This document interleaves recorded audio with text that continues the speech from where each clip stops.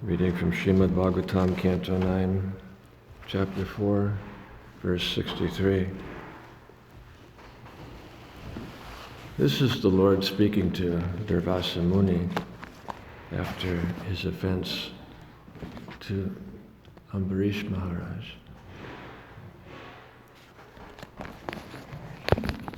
Shri Bhagavan Vacha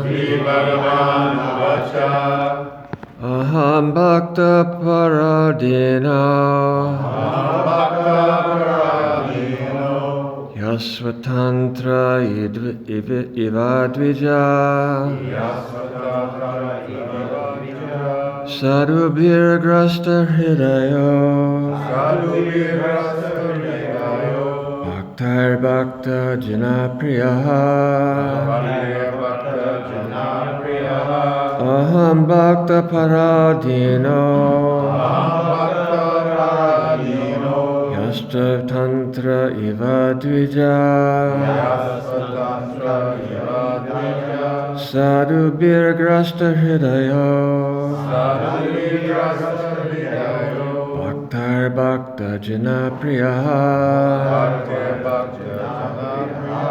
Aham Bhakta Paradino Yasvanta Tatra Iva Dvija Sadhu Birgrasta Hridayo Bhaktar Bhakta Janapriyaha Aham Bhakta Paradino Yavasta Tantra Ivadvija Sadhubhir Grasta Hridayo Bhaktir Bhakta Janapriyaha Aham Bhakta Paradino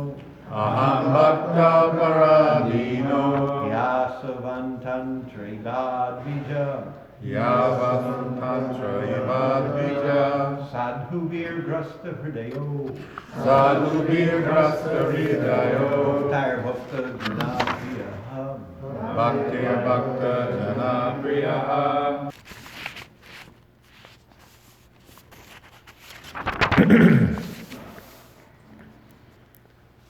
Shri Bhagavan Vacha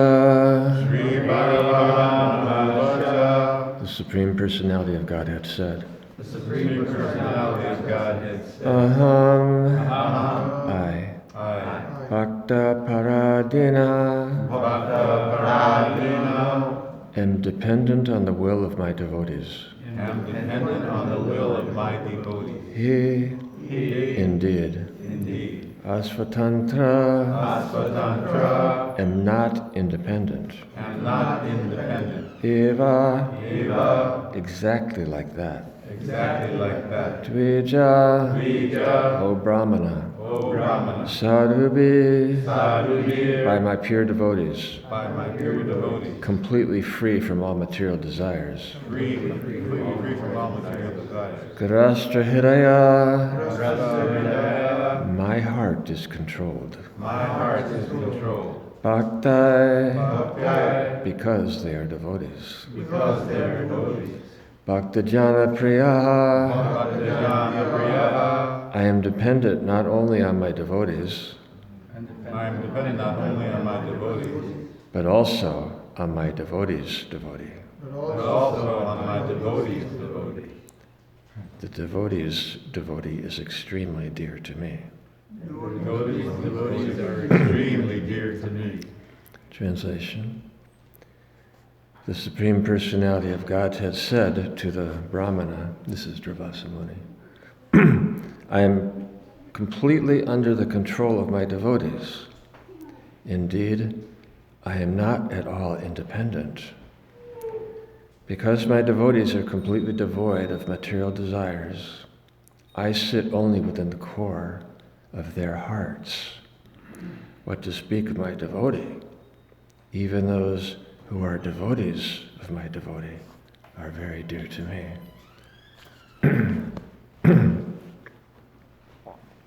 I would like to read just a couple more verses that really puts this in perspective and context. Next verse. O best of the Brahmanas, without saintly persons for whom I am the only destination, I do not desire to enjoy my transcendental bliss and my supreme opulences.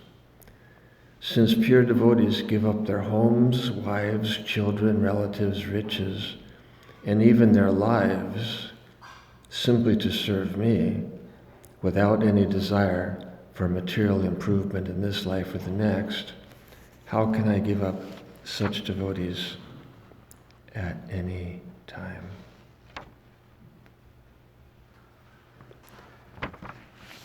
Purport by His Divine Grace, A.C. Bhaktivedanta Swami Srila Prabhupada Ki Jai. This is the purport to verse 63. All the great stalwart personalities in the universe, including Lord Brahma and Lord Shiva, are fully under the control of the Supreme Personality of Godhead. But the Supreme Personality of Godhead is fully under the control of His devotees.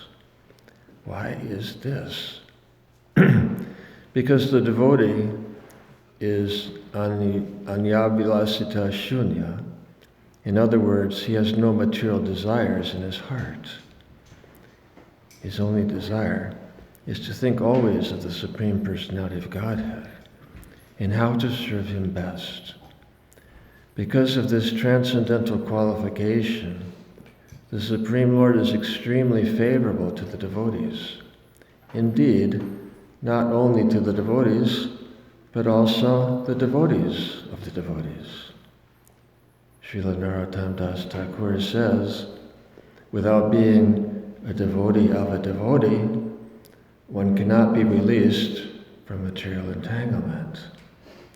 Therefore, Chaitanya Mahaprabhu identified himself as Gopi Bhartu Padakamalayar Das Das Anudas. Thus he instructed us to become not directly servants of Krishna, but servants of the servant of Krishna. Devotees like Brahma, Narada, Vyasadeva, and Shukadev Goswami are directly servants of Krishna. And one who becomes a servant of Narada, Vyasa, or Shukadev, like the 6 Goswamis, is still more devoted. Srila Vishwanath Chakravarti Thakur therefore says, Yashya Prasada Bhagava Prasada. If one very sincerely serves the spiritual master, Krishna becomes favorable to such a devotee. Following the instructions of a devotee is more valuable than following the instructions of the Supreme Personality of Godhead directly. Om Agyanatalamantasya Gananjana Shalakaya Chakshudamuditavina Tasmai Shridhave Namaha.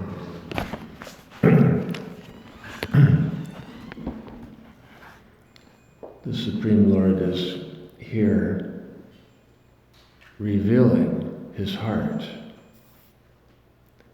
Indeed, the deepest secrets of His heart to His devotee, Durvasa Muni, who's not really acting like a devotee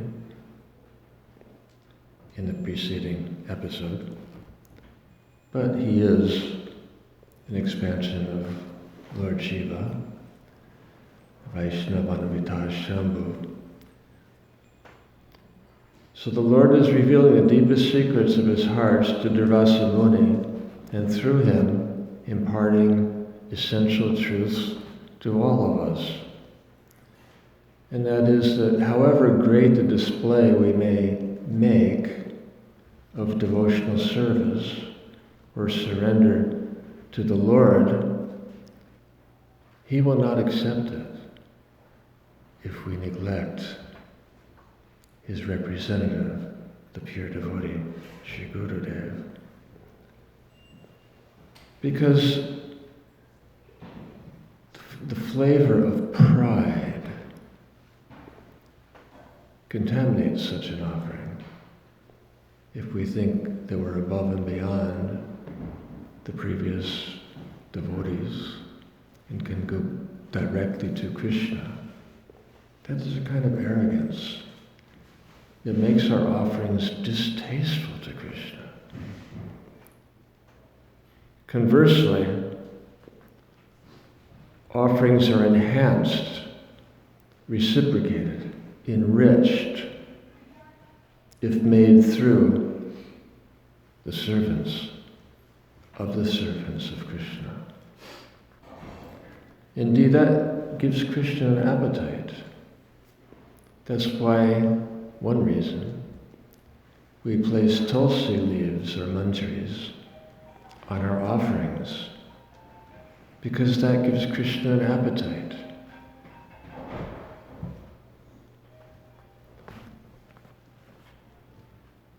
This weekend we are observing the 40th anniversary of the palace opening, in the reunion of many of the devotees who participated in that offering of love to Srila Prabhupada. It was a very special group, drawn to a very special place, where we experienced the most exceptional kind of Shakti. Because we found in one another a brotherhood, a camaraderie, to such an extent as is normally only experienced by brothers in arms, due to their shared sacrifice for a higher cause and desire to feel themselves part of something greater than themselves. And this we found in our brothers in the dust, and sisters too. That dust which is Chintamani, tread by the lotus feet of Srila Prabhupada and his devotees. And it was a great privilege to serve each and every one of them. And we were united, which created such a powerful synergy. Reminiscent of Hanuman, who was unaware of his own strength.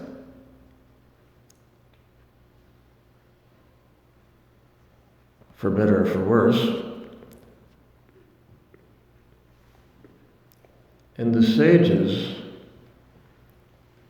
after imparting their blessings to Hanuman, this is just when he's a child, imparted such supernatural powers in him that he also became a nuisance, and he wouldn't listen to anyone.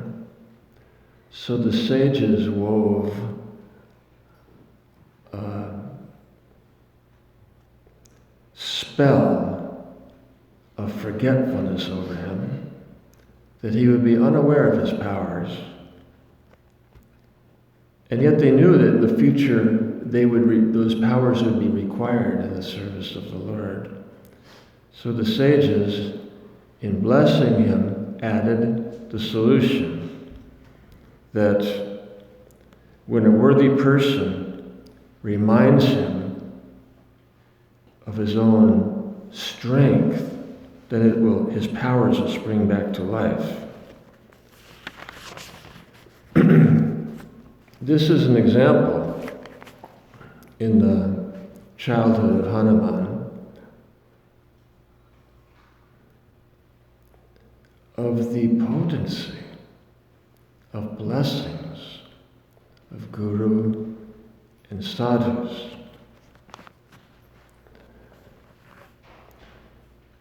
And we experienced, when we were united as instruments of Srila Prabhupada, a kind of grace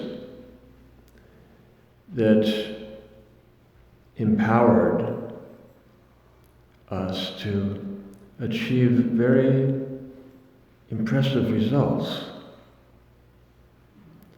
like building Srila Prabhupada's palace, which only much later, during times of reflection, did we come to appreciate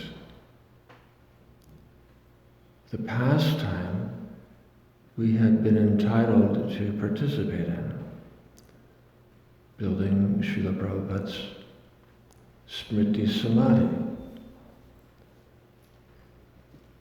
Srila Prabhupada would oftentimes quote Srila Narottam Das Thakur, who sings that, "When will I be attracted to the instructions of the six Goswamis?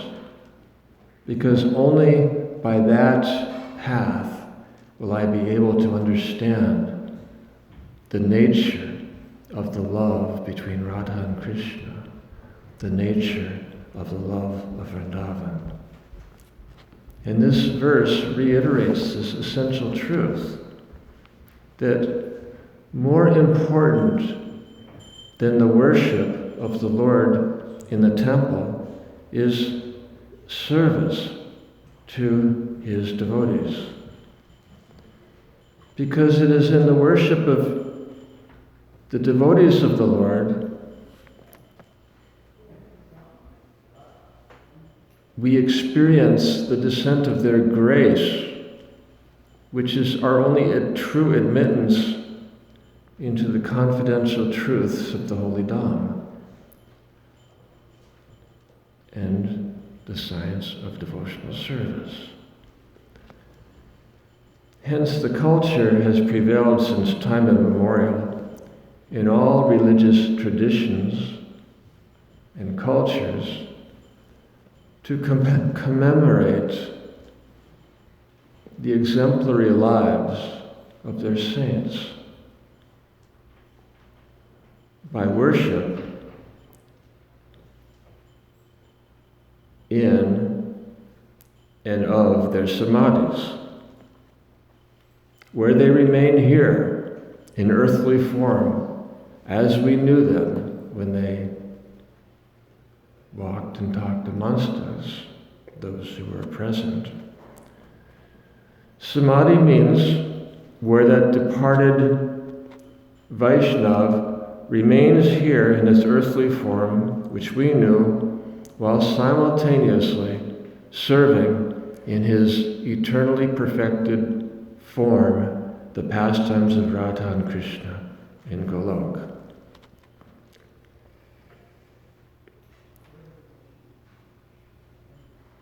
And from their samadhis, the great souls extend an invitation to us to connect with them by either beginning or continuing a devotional relationship of service.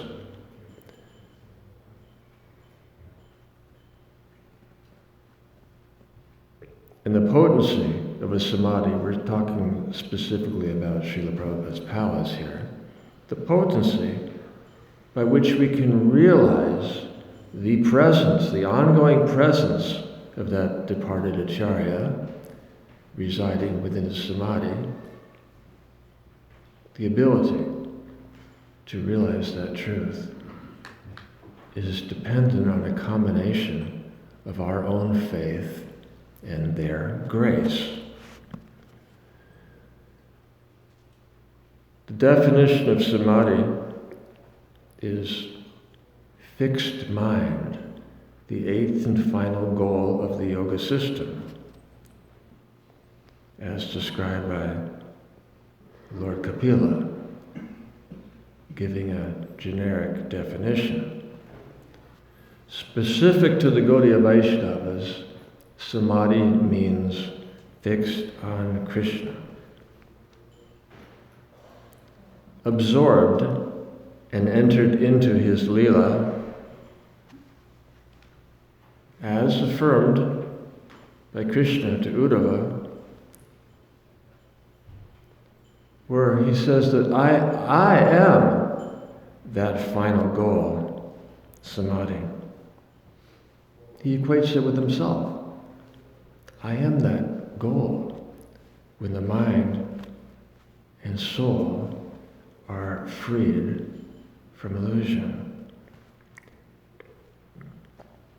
As the state of samadhi is eternal, so too is the residence of a soul in the state of samadhi, which is also called yogapita, the overlapping, the integration of the material and spiritual realms, from where that departed acharya within his samadhi extends an offer to us to assist him in his service in Goloka. In these verses, the Lord is emphasizing through Durvasa Muni to all of us that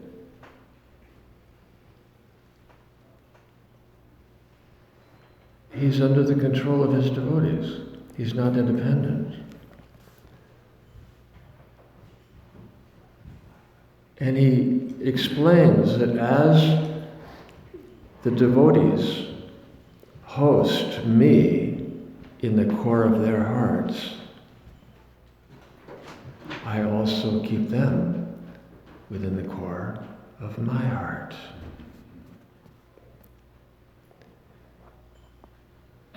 And in Krishna's instructions to Uddhava, he equates the acharya with himself. Know that I am the acharya, and therefore never disrespect or envy him, because all the devas reside within him. And this is evidence of the Lord's affection for his devotees and his will that they be honored even after their departure from this world. Why? Because it is unlikely that anyone will continue their service to any personality if they are not experiencing reciprocation. And therefore, Krishna empowers the Tadiya, which means the paraphernalia of the Lord, Tadiya, meaning especially his devotees, and their Tadiya, their possessions, which Krishna empowers this Tadiya. This is an important point, as Lord Shiva explains to Parvati.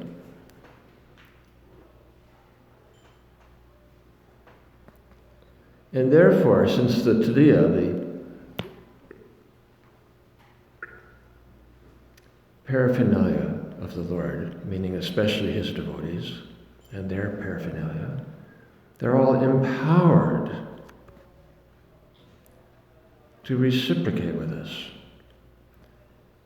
And that's why sadhus are not cremated like most people are, because their remains, which is Tadiya, are considered a blessing to the earth, and therefore placed in Bhumi Samadhi, which is the residence of the saint interned there. And therefore devotees cherish the privilege of performing bhajan in close proximity to the samadhi of the previous acharya, because the grace of the sadhu is more accessible than the grace of the Lord. And therefore, the samadhi, the place of the previous Acharya's ongoing residence, is a potent region to pray, to receive grace, to achieve inspiration, which is related to our own degree of faith and the grace which that attracts. The potency of a samadhi, or the tadiya, the effects of a devotee, including his name,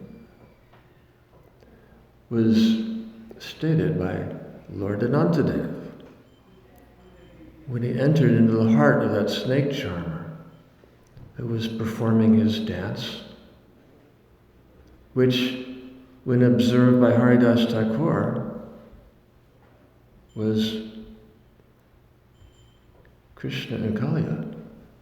So he fell in great anxiety and great ecstasy, overwhelmed with ecstatic emotions. And most of you know this pastime. One imposter in that crowd was seeing that these devotees, they attract so much attention just by crying and rolling on the ground. So he fell on the ground, rolling and crying, chanting Hare Krishna. And the snake charmer took a stick and began beating him. And then he ran away, crying, "Help, help." And everyone in the crowd was perplexed. When Haridas Thakur falls on the ground, crying in ecstasy and rolling in the dust, everyone revered him greatly. And this other personality did the same thing, and you chased him away in fear of his own life. Can you explain this, my dear snake charmer? Now at this point, Anantadev had entered into his heart and was speaking through him, giving assurance that the glory of Haridas Thakur, in whose heart, in whose pastimes the Lord reveals himself,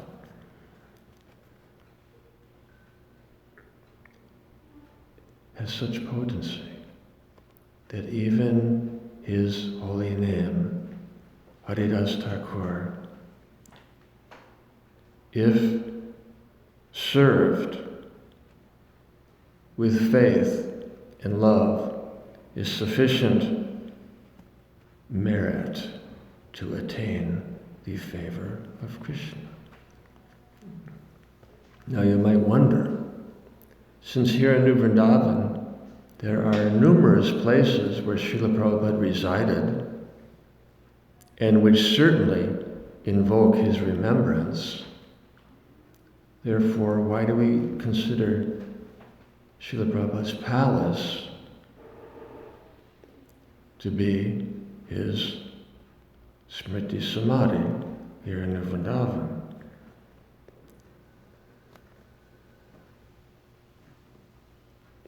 Because Srila Prabhupada's palace was conceived, initiated, and built with the sole intention that it be his place of residence. And when, in 1977, as the palace crew was so deeply absorbed and committed into finishing his palace so that he would take up residence here, which he encouraged us to do on so many occasions, going so far as to tell us that if you succeed in creating a replica of Vrindavan here, then I'll stay there. I won't even have to return to India. And he also assured us regarding the palace, I'm already living there and always will be. Now, how do you understand such statements?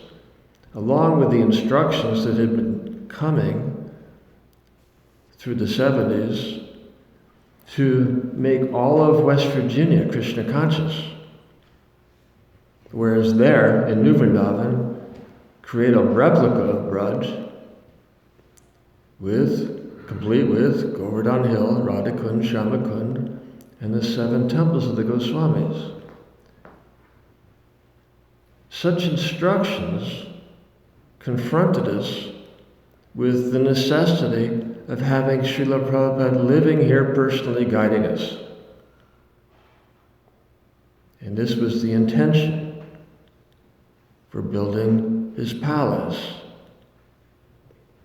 which started out as a simple residence. At the same time, we began building the first of the 7 temples in New Vrindaban, according to Srila Prabhupada's instructions, to glorify and serve Krishna, which didn't seem appropriate without first establishing a place of residence and worship of Krishna's pure devotee. Such is the genesis of Srila Prabhupada's palace. And then in that marathon to finish the palace, before Srila Prabhupada concluded his earthly pastimes, it became apparent in 1977 that it would not be completed before his final pastime.